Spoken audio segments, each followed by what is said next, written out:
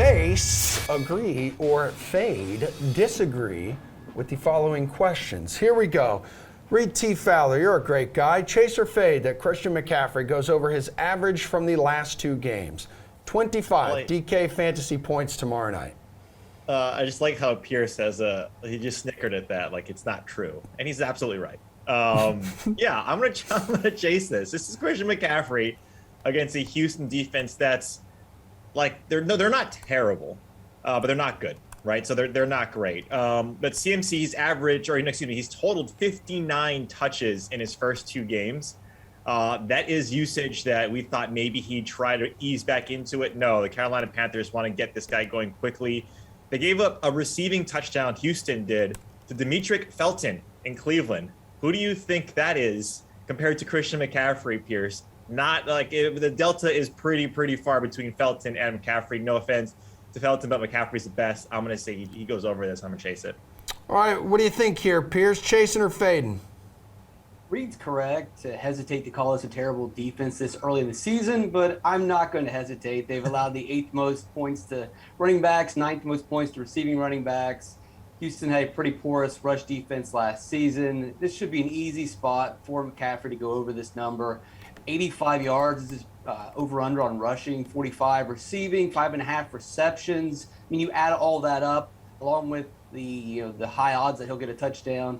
And on an average day, he'll hit 25 points. The only concern here, the only scenario I can see where he doesn't hit this number is if Carolina comes out passing early, which I don't expect them to do with Darnold. They get up, and then they can just ease into the victory with Tyrod not playing. But most cases, if they get up early, it's going to be because of McCaffrey. And if they play for the entire game, McCaffrey's easily going to get tons of points.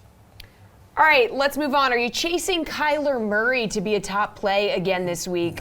Pierce, he's going up against a very weak Jags defense. Very soft matchup. He's the #1 most expensive quarterback on the slate at 8,300. Seems like he's going to put it all together again this week. I will fade it. Oh! A very weak Jacksonville team. But that's the problem. Jacksonville's just too weak. He's not going to need to run the ball. They're not going to need to keep the foot on the throttle the entire time, passing nonstop. He doesn't need to scramble. We don't need to see those heroic plays. And this is a really good place for the Cardinals to, A, get their running game going, B, not reveal their hand. Why show anything in this meaningless game? And then C, you got to keep Kyler healthy. This is a great place to just take it easy, get a 10-point win, and keep him healthy. Reid, do you agree and think that this matchup is so soft that he's just not going to have to do much? No one said it was so soft. It's like soft serve ice cream. It's like just swimming in like nothing. Soft as in Emerson College Emerson. Well, actually, College Emerson was pretty like. Yeah, he was pretty thick, dude. He was pretty thick. Yeah. But no, I like that was exactly my point that Pierce made, is that I don't think he's not going to have to run, right? The Jaguars' defensive line, only 13 pressures on 40 dropbacks, guys, and only 3, I think only 3 pressures, 3 total pressures, like on the quarterback where they have to actually scramble. Kyler might not have to do that. These guys get off to an early lead, and you might see a very big dosage of James Conner late in this game and not Kyler Murray. I think that point that you don't want to show as much as you have to, I think is a great one, where this is a team now with the Cardinals that they need to stay healthy, because we know these key players on both sides of the ball, if they get hurt, this is a completely different team. Also, Emerson, I'm sorry, but the Jags secondary allowed 4 different members last week of their receiving core to allow over 30 yards in coverage. So we might see an AJ Green resurgence game.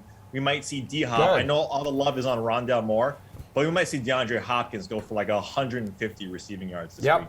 Yep, agreed. I'm sticking to the point I made earlier that the Jags should be demoted to the SEC and Alabama should be promoted to the AFC South. I'm serious. It's like relegation. It's like European football. Indeed. Let's chase or fade this, dude. Reid, Cooper Kupp, OMG. He's been unbelievable in the first 2 weeks. He is in line for another top performance. What do you think? Yeah, the hashtag breakfast model, taking something from Adam Levitan, where like these guys eat, like, the reports early in the preseason where these guys are eating breakfast together every single day, going over routes, going over tape, yada, yada, yada. But it's translated to Kupp getting 1,000 targets and catches, it seems, in the first 2 weeks. Look, Robert Woods isn't the squeaky wheel, gets the grease type of receiver like a Mike Evans, probably like a DK Metcalf, who we'll get to in a little bit. But I just imagine that against this Tampa Bay defense, and look, Chicago and Indy don't have terrible defensive lines. They're going to get to Stafford, right? Or they have been getting to Stafford. But Stafford's been amazing at getting the ball out on different platforms, throwing it sidearm. We see the vintage Stafford sidearm, getting it to Kupp. He's amazing in that regard. But I do think Robert Woods gets active in this game. I think if you're Tampa Bay, the liability is the secondary, and it is Cooper Kupp. You need to stop Kupp in this matchup. I think Robert Woods and Tyler Higbee have a bigger game, not necessarily bigger than Kupp, but I'm fading the fact that he's going to go off for another 500-point game like he has in the first couple of weeks. Yeah, what do you think here, Pierce? He's almost $2,000 less than the highest priced wide receiver too, who was Tyreek Hill. I'm fading. Whenever the DFS community unites around a central theme, it's always worrisome. 10 days ago, no one cared about Cooper Kupp. I mean, he was a good receiver, but he wasn't, the greatest ever. But now we all universally agree that Cooper Kupp is just the greatest wide receiver ever. Doesn't that strike anyone as odd? And here's the thing, the DFS experts that are telling you, yeah, Cooper Kupp is great, they're the same people that 10 days ago didn't care about him. So if they were wrong 10 days ago, why can't they be wrong again? This team could easily go back to Woods or any of their other weapons. Or the defenses can decide, hey, it looks like they're going to Kupp a lot. Maybe we should focus on shutting this guy down. A lot of things can go wrong. Let the bandwagon fill up. I will gladly sit this one out. All right, guys, let's move on to chasing or fading.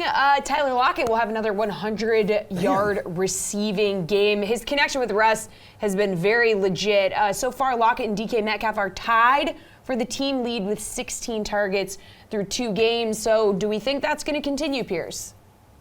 I'll chase, and this is deja vu. Every single season we come on here and have to guess, is it going to be DK Metcalf or is it going to be Lockett? And it could be D. Eskridge this week if he plays. Who knows? It could be actually all of them, considering Minnesota has allowed the 3rd most points to receivers this season. But I like Lockett just because it still seems that DK Metcalf is drawing all the attention early in the season, and I don't think that's going to change anytime soon. He's got the most 20-plus yard receptions. He's got the most 40-plus yard receptions. I don't think you can go wrong with either of them. But, yeah, Lockett's going to keep it going. All right, is he going to keep it going, Reid? I mean, he is Seattle's Cooper Kupp, in my opinion. But it's the same thing, right? How many people cared about Tyler Lockett 10 days ago, Pierce? It's the same narrative of, oh my God, now this guy is, the wide receiver 1, better than DK Metcalf. That's not going to be the case. DK Metcalf, he is the squeaky wheel type of guy. You saw him on the sideline when he wasn't getting his.